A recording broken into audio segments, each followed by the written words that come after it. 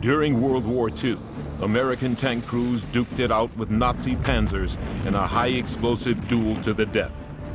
Crammed inside 30 tons of rolling steel, the GIs went up against a better armed and more experienced enemy. All too often, the tank became a steel coffin. It was a war where survival demanded a good crew, a lot of guts, and a lot of luck. Meet the tank crews, next on Dangerous Missions.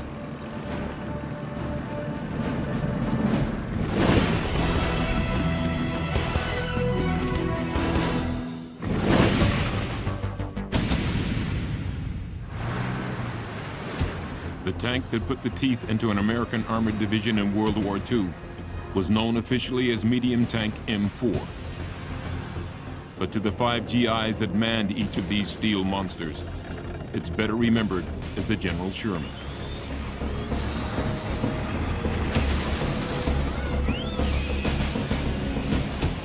The crews hoped that their Sherman would live up to its Civil War namesake, cut a path through hostile territory, and leave in its wake a defeated enemy. The Sherman was conceived not too many years earlier, before America was even at war, as a weapon intended to help the infantry out of a tight spot. It was supposed to roll in and blast away at machine gun nests, enemy troops, and other soft targets. But on the battlefields of Europe, the Sherman was forced to take on a much deadlier job, shooting it out, point blank, with enemy tanks.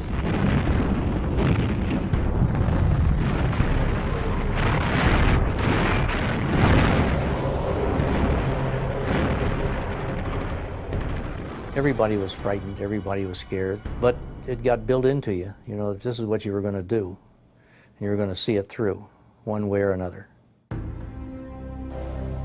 What are you going to do? You're going to repel and try and just refuse to get back in? You just didn't do it. Every day you would just say, man, if I can just make it through today, I got it made. But that came up every day. Every time we got into a tank, it was suicide in a sense that we could have been killed at any time, and we knew it. But at the same time, I think we all felt that we were still somewhat invincible. During the war, the American Army fielded 16 different armored divisions. They were outfitted with a mix of 2 types of tanks: a small tank named the General Stuart, and a heavier Sherman tank.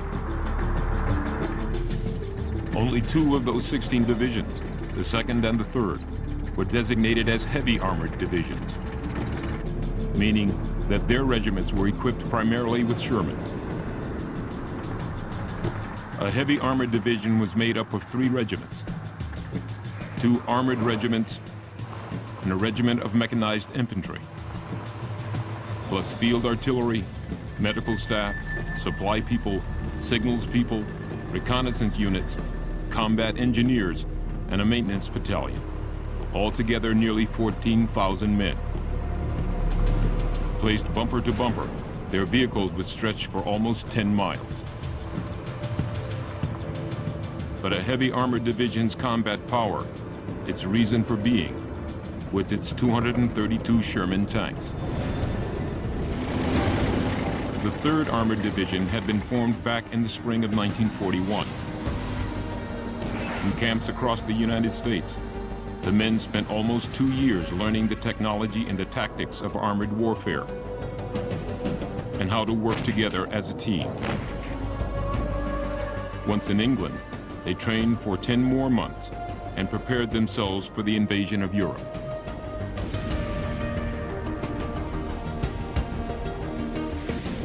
They came ashore at Omaha Beach in Normandy, France, in late June 1944, 3 weeks after D-Day.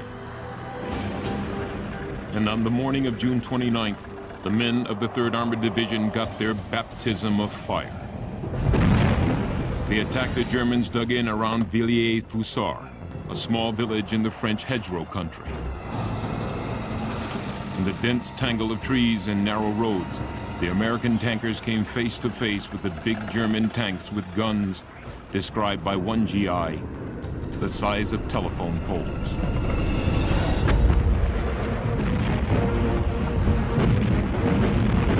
The German Mark IV and the 53-ton Mark V Panther tanks, with their high-velocity 75mm guns, made mincemeat of the Shermans. The German armor-piercing shells punched through one side of the Sherman and straight out the other. In the maelstrom of close combat, tanks were quickly knocked out, blown to pieces, or set ablaze, incinerating the trapped men. An intense artillery barrage forced the German defenders into retreat, and the Americans won the battle. But the tankers had suffered a terrific beating. Belton Cooper was a 25-year-old ordnance officer in the 3rd Armored Division, tasked with recovering and replacing the battle-damaged tanks. All morning long, they started bringing in these tanks with these broken and twisted bodies inside, and I was absolutely devastated. I thought, Cooper, how in the hell are we going to win this war? The Germans are shooting the hell out of these tanks. I mean, that's the first time I seriously doubted if we could win this war. The Germans were just devastating us. They would just slaughter us right and left. At the end of its first day of the war, the 3rd Armored Division had lost 351 men and 31 tanks. The relentless power of the German tanks had caught the American crews off guard. They were clearly outgunned by the panzers of Hitler's Third Reich. The American tankers had learned an unexpected lesson. Their Sherman was not the best tank, as they had been led to believe. The first confrontation with Nazi tanks in Normandy, France in June 1944 proved to the tankers of the American Armored Force that their M4 Sherman was no match for the enemy tanks. Too many Shermans and too many trained crewmen had been lost in the fight. It was really a policy that was adopted at the beginning of the war that caused the loss of these soldiers. It was a matter of the American government chose production over research and development and made production paramount. Research and development of new tanks became a low priority for the U.S. Army at the end of World War I. In 1920, Congress passed the National Defense Act, which reorganized a post-war army and abolished the fledgling tank corps. Innovation virtually came to a standstill. The only new ideas came from an eccentric inventor named Walter Christie. In this 1931 film, a radical Christie design is put through its paces for the Army brass. Christie's secret was a unique suspension that transformed the tank into something like a sports car with a cannon. But the Army's response was less than enthusiastic. The Army had a lot of problem dealing with him because he was eccentric and he insisted on everything being his way, and the Army couldn't modify or change it. And eventually they just gave up dealing with him. Frustrated by the Army's indifference, Christie took his ideas to Europe. Ironically, many of the German tanks that the U.S. Army would come up against in World War II sported a Christie-style suspension. Left without a tank corps to supervise the development of armored fighting vehicles, the infantry and the cavalry branches designed their own tanks.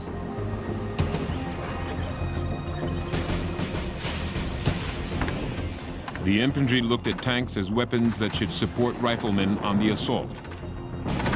They needed to be maneuverable and pack a lot of firepower. In 1939, the infantry settled on a tank called the M2 Medium. It had a crew of 6, no less than 8 .30-caliber machine guns, and a short-barreled 37mm cannon in a top turret. The cavalry, on the other hand, had considered its traditional roles in scouting and pursuit and put its money in lighter, faster tanks. They were armed with either machine guns or, in later models, a 37mm cannon. The light tanks required just 4 crewmen. Harley Swinson drove a light tank. At the time, we had just shoe signals on our shoulders and stuff, you know. You didn't have a radio contact. It was mostly manual contacts for driving and backing up, right or left. When they wanted you to stop, they'd give you one good rap, you know. You know you were supposed to stop. On September 1st, 1939, the Germans surprised the world with the power of their blitzkrieg attack on Poland. Compared to the German panzers sweeping across Europe, the American tanks back home looked like toys. On July 10, 1940, the Army created the Armored Force and immediately began to play catch-up. Army planners needed a new tank, and fast. Tank builders at Chrysler wanted to replace the small 37mm of the M2 medium with a larger 75mm cannon already in the inventory.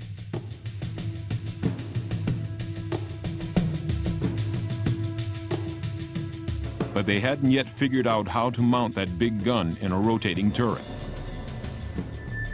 So they kept the 37mm gun in the top turret and mounted the larger 75 in a sponson on the side of the tank.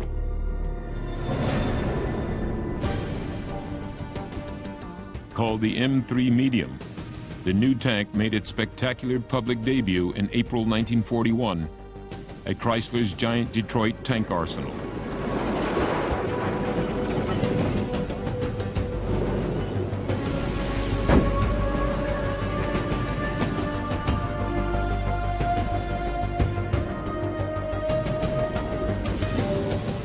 The M3 went to war with the British and U.S. armies fighting the Germans in North Africa. They found that since the 75mm gun had a very limited traverse, it was difficult to aim. The whole vehicle had to be moved to align the gun on a target, and that cost precious time in the heat of battle. But the M3 was only a stopgap. Before it was even in combat, the Army Ordnance Department was working on a new tank with the 75mm gun in a top turret. A turret that could traverse 360 degrees. In October 1941, this design was standardized as medium tank M4 and would become known as the Sherman. The first Sherman rolled off the assembly line in February 1942. Soon, tanks would be coming off the line at a rate of 2,000 a month. Chrysler's Detroit tank arsenal was the major builder of the tank, but other manufacturers like the American Locomotive Company, Ford, and the Pullman Car Company also built Shermans. The Sherman had a 5-man crew. The driver and an assistant driver worked in the hull. The loader, the gunner, and the commander worked in the turret.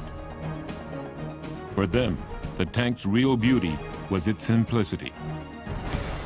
The Sherman tank was manned by farm boys that had been used to working with tractors and that sort of thing. When they sat down in the seat where we are right now, they weren't at a loss because mechanics had been a major part of their life. The problem in a tank is this. There's so much equipment jammed inside of this hull that what you find in it is a super tight, confined quarters that get very hot and very dirty very fast. And at full power, particularly if this tank was buttoned up, that is, the hatches down, the noise would be so much that you could barely hear yourself scream. The first Shermans out of the factory were shipped overseas to outfit British armored units fighting the Germans in North Africa. In their first combat in September 1942, the British knocked out some enemy tanks and lost a couple of Shermans. the fight ended more or less in a draw. The first Shermans in U.S. hands met the enemy in Tunisia on December 6, 1942. A company of 5 tanks from the 2nd Armored Division attacked German tanks and anti-tank gun positions. All 5 Shermans were destroyed. By the time the U.S. Army was fighting the Germans in Sicily and Italy, it was clear the M4 Sherman was outclassed. Its 75mm cannon had a low muzzle velocity. The speed at which the shell left the barrel was too slow to punch a hole in the thick German armor. The men shared stories of watching their shells harmlessly bounce off Nazi tanks. The German guns, however, with their higher muzzle velocity, easily riddled the Shermans. With a weak gun and thin armor, the Sherman was a death trap. The unavoidable compromise that builders of the U.S. M4 Sherman had to make between firepower, protection, and mobility would become even more obvious as the Allied forces came ashore in Normandy, France. During the summer of 1944, the Sherman crews would suffer considerably.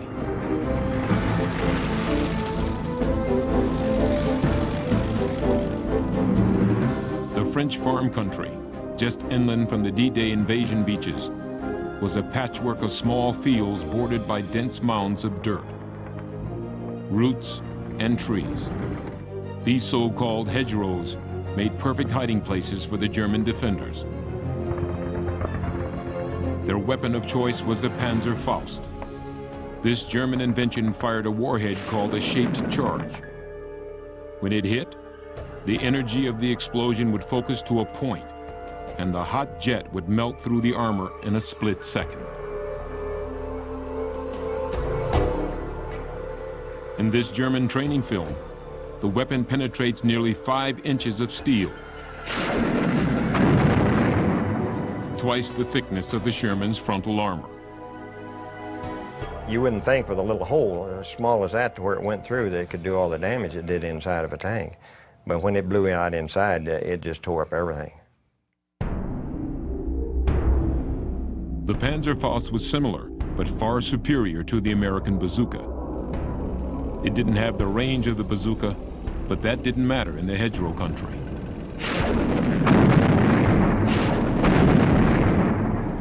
But the most lethal anti-tank weapons in Normandy were the German Panther tanks with their high-velocity 75mm guns and the bigger Tiger tanks with 88s. July 11, 1944 was one of the most critical days in the Battle of Normandy. The Germans launched a massive counterattack near the town of St. Lo. Sherman tanks from the 3rd Armored Division moved forward to repel the onslaught. The American tankers soon found themselves overwhelmed. Walter Stitt was 20 years old and a gunner. The lieutenant came over and ordered the tank commander to get out of the tank, said he was going to take over. And found out later the lieutenant had already lost 2 tanks that day, and this was his 3rd tank. And so he got in, and we were sitting still, and all of a sudden the platoon sergeant started yelling over the phone, said, "Lieutenant, they're shooting at you, back up, back up." Then the sergeant got on him again, said, "Lieutenant, back up, back up." And I looked, and he just was paralyzed, and he reached over and he grabbed his mic button and pushed the button and said, "Driver, back up." And bang, just like that was hit, and the shell hit right in front of the gunner and killed the gunner and the tank commander both. Of course, then survival gets in. He said, "I got to get out of here and get out of here fast, because if they hit me once, they'll get me again." Chuck Miller was also 20 and a loader. This, too, was his first experience in combat. His commander and gunner were killed by a direct hit almost immediately. You shouldn't, but you just lose it all there for a minute there. You just don't know what's going on, and all you can think about is getting out of the tank.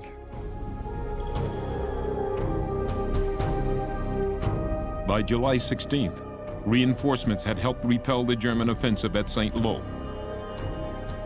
By then, the division had lost 87 tanks.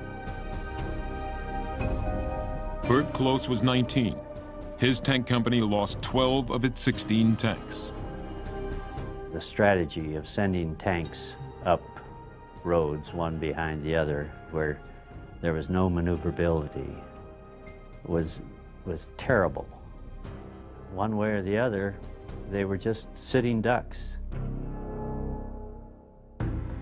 23-year-old Clement Elizondo was a gunner. There was several bad mistakes made. One, we went in with no infantry. We had plenty of infantry units around, so I don't know what happened, but it was a pretty bad mistake. I was totally disgusted both with the Sherman tank and with the people who were making the decisions on how to use it. I thought, what kind of fools do they take us for? The Army had never before experienced this kind of warfare in this kind of terrain. Every day in the hedgerows, the armored warriors learned a costly lesson. If they could break out of Normandy and the tangle of hedgerows, they would hit flat, open country. Better country for maneuvering tanks. They tried by fitting a handful of Shermans with bulldozer blades. The tank dozer would knock down the hedgerow and other tanks would rush into the breach. But this had a serious drawback. The Germans soon learned that wherever the tank dozer was, that was where the breakthrough was going to happen. The Germans then concentrated their fire at those points with murderous effect.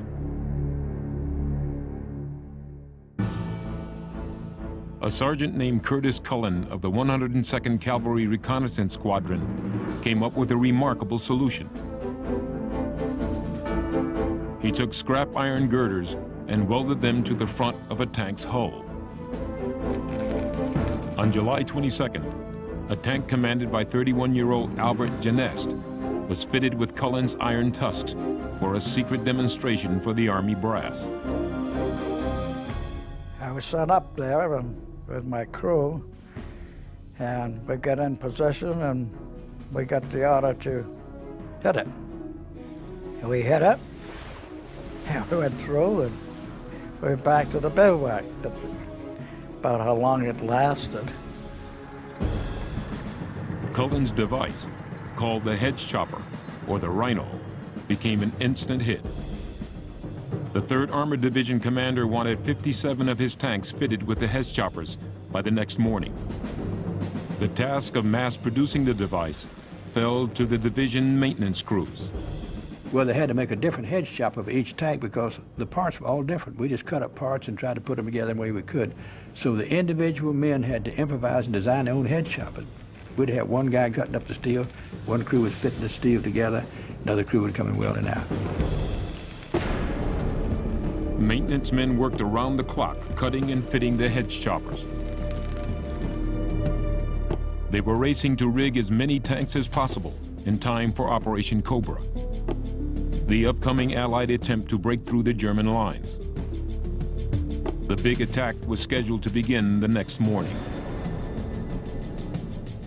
We found out it took 40 man-hours of labor to weld up a hedge chopper. And we only had 40 men, we only had 7 hours to go. So we worked all night long, worked our butts off, but instead of 57 hedge choppers, we had 7 the next morning. That's all we had. But fortunately, the good Lord looked after us, and the storms and the rain and the weather was so bad that the Air Force had delayed the attack for 3 days. Well, in 3 days, we got about half of them on there ready to go. We never had the 57, but we got about half of them, about 25 or so. And that was the thing that really saved the day. After the weather cleared on July 25th, a combination of air power, artillery, infantry, and armor broke the German lines. Enemy containment collapsed, and the Allied armies hurtled into the heart of France. The 3rd Armored Division moved 17 miles in 2 days and lost only 2 tanks.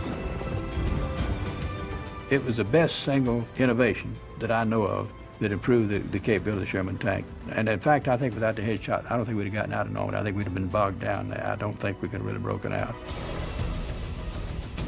For his invention of the hedge chopper, Sergeant Cullen received the Legion of Merit. And the Sherman crews got a new lease on life.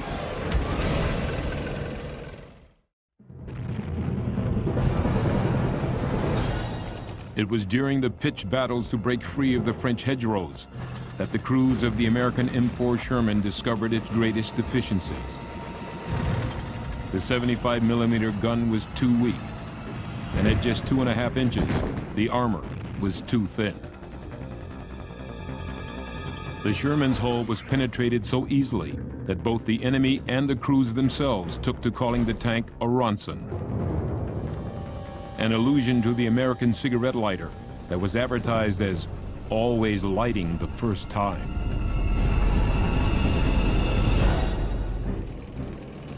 The tankers often added their own armor.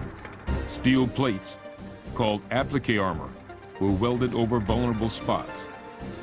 Spare steel tracks, sandbags, and even logs were slung on the tank in an attempt to break up the searing blast of the Panzerfaust.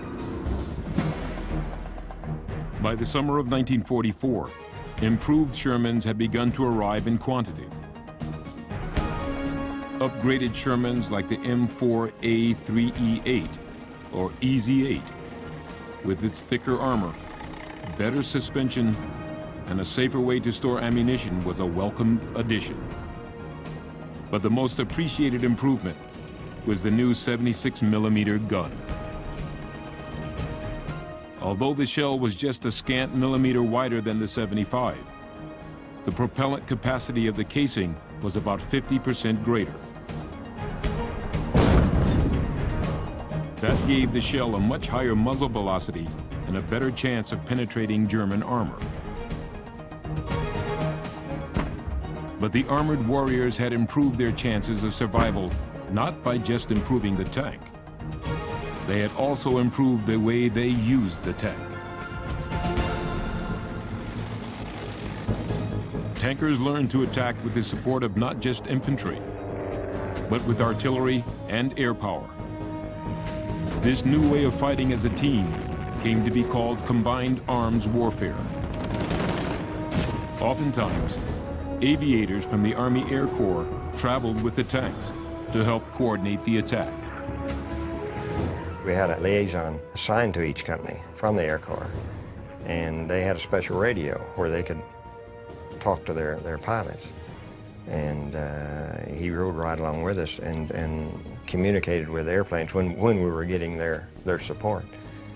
And it was really good when you'd see one of those P-47s dive right ahead of you, and you'd hear a big bomb boom, and you knew, rest assured, when you got up there was going to be a tank laying on its side there. The Allied armies, with the 3rd Armored Division often in the van, used combined arms to great advantage as they swept across northern France. They had become a veteran fighting team, well versed in the art of armored warfare. The hardest thing I had to do was to shoot somebody. You know, that's just entirely foreign to the way you've been raised, is to shoot and kill somebody. And so the first few times that you step on that trigger, knowing that you're really trying to kill somebody, was really difficult. But after you've been in combat for a while, you see other men killed, you begin to get the feeling it's going to be me or them, and if it's got to be that way, it's going to be them and not me. For all its problems, the Sherman had one beloved asset: reliability. The men who fought the tank appreciated its simple, dependable, rugged design. And so did the men who fixed them. A well-trained mechanic was worth his weight in gold to a mechanized army on the move. Repairs were made as close to the front as possible to help maintain the momentum of the offensive. The ordnance units in Europe were pushed farther forward than anyone thought was possible, and these units were pushed right up behind the front lines. And sometimes with shifting front lines, they were the front lines. Tanks knocked out in combat were picked up by giant recovery trucks and brought back to a secure rear area called a Vehicle Collection Point, or VCP. The first step in repairing a tank often proved to be the most difficult: removing the mangled bodies of the dead crewmen. These tanks were coming to that VCP, they were just shot all to hell. I mean, you couldn't believe it, and the bodies are still in there, and we had to get the bodies out. If a guy gets hit in the head just explodes, the brains and everything just go over the tank. It's horrible. The brains get all down the turret race and then the electrical wiring and the harness, and you just have to rip all that stuff out and clean it out thoroughly. Then after they do that, to replace the harness and to paint the tank all over inside. And even after you paint it, there's that still faint stench of death that comes through that paint. You're not sure, but it's always there. Shot-up tanks could be fixed, but experienced crewmen were lost for good. Once in combat, it became virtually impossible to get trained replacement crews. New crewmen were trained in a matter of days, sometimes not at all. I remember once getting a replacement. I asked the guy his name and got that, and I said, what kind of training did you get? He says, infantry. I said, did you go to Fort Knox? No. I says, have you been in a tank before? And he said, no. I said, oh my God. I said, what are you doing here? Well, we were lining up to move out, and so I put the kid in the assistant driver's seat. The next thing you know, a few shells came in. This kid gets hit, but not bad. In fact, I don't even know how bad it was. And he took off on me because we hadn't gone far. Took off running. I still, to this day, don't know his name. I never saw him again, and I never found out what happened, but that was war. Now, later on, we began to lose so many men that we had to operate with a three-man crew. We had a driver and a tank commander and a gunner. So then they sent down 2 truckloads of raw recruit infantrymen. They brought them down, we lined them all up, said, how many of you guys have ever operated a tank? None of them have been in a tank. Some of them have never seen a tank before, not close up. So we got them out there, so we took them and divided them into crews. And so we took a tank driver and 2 men, put them in a tank. We let each man fire 3 rounds apiece. That's the only training they had on that gun. That's all they had first time. And about 5 o'clock that night, we released them, and going out about 8 o'clock that night, 3 hours later, out of that 17 tanks, 15 were knocked out alongside the road. And I don't know whether any of those young guys survived or not. They had no idea what they were getting into. And I thought, how in the hell can you send these kids? But there was nobody else to send. That was it. By the end of August, the 3rd Armored Division had moved out of northern France and through the cities of Mons and Liège, Belgium, on their way to Germany. Major General Maurice Rose, 3rd Armored Commander, had pushed his division farther and faster than anyone thought possible. The autumn rains had turned the European countryside into a quagmire. The tracks had to be fitted with special extended end connectors called duck bills to help the tanks move through the mud. On September 12th, a reconnaissance platoon of the 3rd Armored had crossed from Belgium into Germany and occupied a small border town. For the first time since the Napoleonic Wars, a German town had fallen to an invading army. The soldiers of the 3rd Armored, the 2nd Armored, the 4th Infantry, and a host of other divisions wasted no time in assaulting the Siegfried Line, the complex network of German bunkers and defensive fortifications. From now on, Hitler's soldiers would be defending their home turf, and for them, no sacrifice would be too great to blunt the spearhead of the armored warriors. The American armored and infantry divisions cleared a path through the vaunted Siegfried Line by the fall of 1944. Even though German resistance was stiff, it looked like the Allies could end the war by Christmas.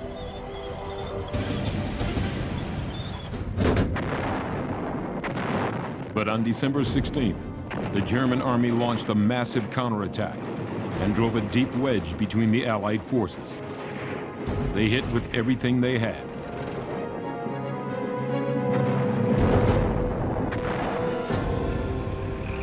The American Air Force couldn't fly in the lousy weather, and the tankers found themselves fighting for their lives.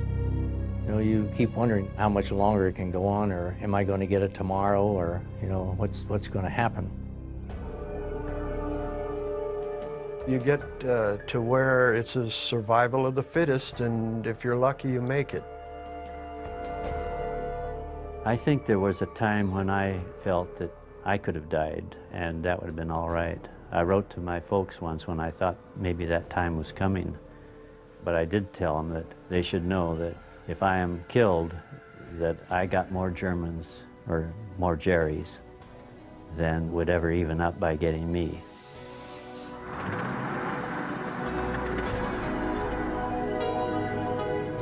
The Ardennes offensive, the so-called Battle of the Bulge, was without a doubt the armored warriors' most desperate and miserable fight.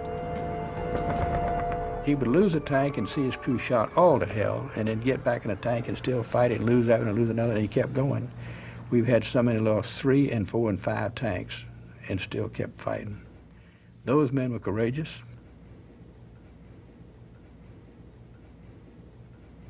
The bravest men I ever saw.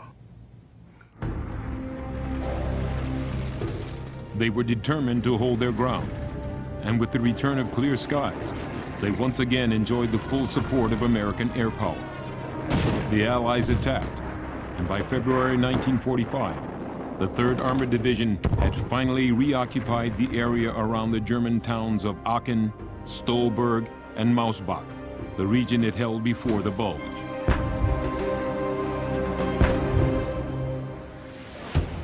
In mid-February, the division tankers received an answer to their prayers. The Army's first heavy tank.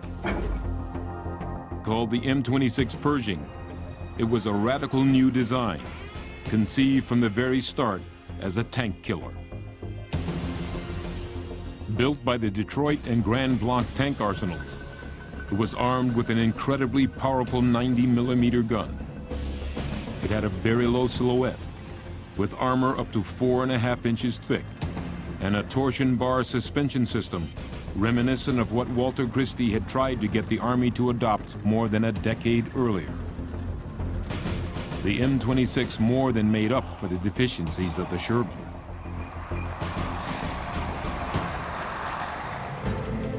By the end of February, 200 Pershings had been issued to the various armored units. The 3rd Armored Division got 10 and wasted no time in putting them to use.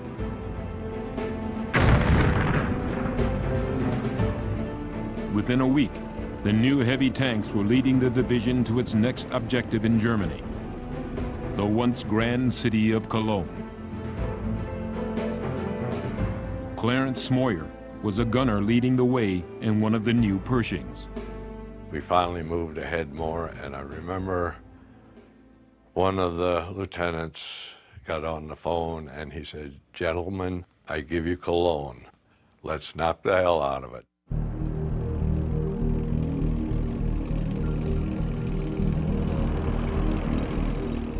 A Signal Corps photographer, Tech Sergeant Jim Bates, tagged along with the division as it rolled into Cologne. His film footage captured the extremes of the armored war, the vulnerability of the Sherman, and the power of the new Pershing. His images are some of the most dramatic and gut-wrenching of the entire war.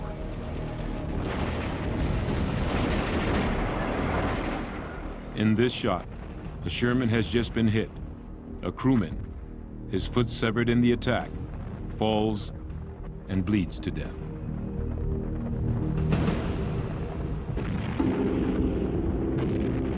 The Pershing crew spots the enemy tank, a Mark V Panther, moving behind a building. The cameraman moves ahead and continues filming as the M26 stalks its prey. So we started to fire into that building, which he was aside of. I thought maybe if we fire armor-piercing shells, they would go through the building and maybe still get him, you know. But evidently he just kept on backing up and went all the way down to the cathedral. The German tank moves into the plaza of the Grand Cathedral. The Pershing pursues. Smoyer spots his target and opens fire. And I fired first shell on the run, hit him, and then we stopped and fired another one. The German driver is killed. The commander and the gunner bail out.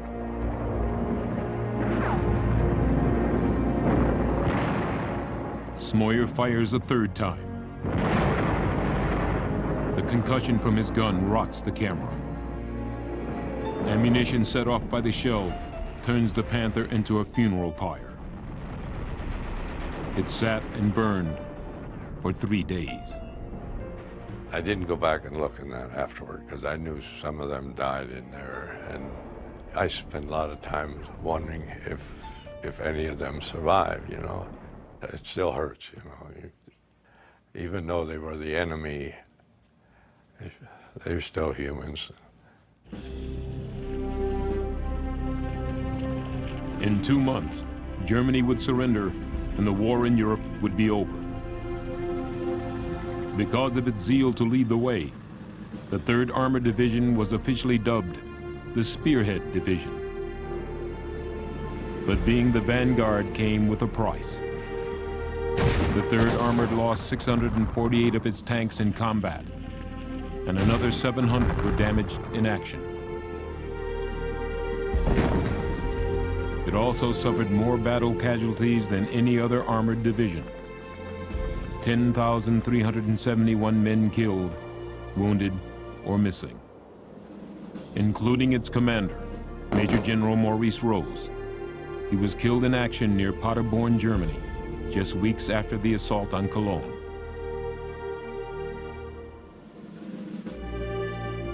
During the war, Harley Swinson escaped from 3 tanks, and so did Walter Stitt. Bert Close bailed out of 4. And Clement Alessandro had survived the loss of 5 Shermans.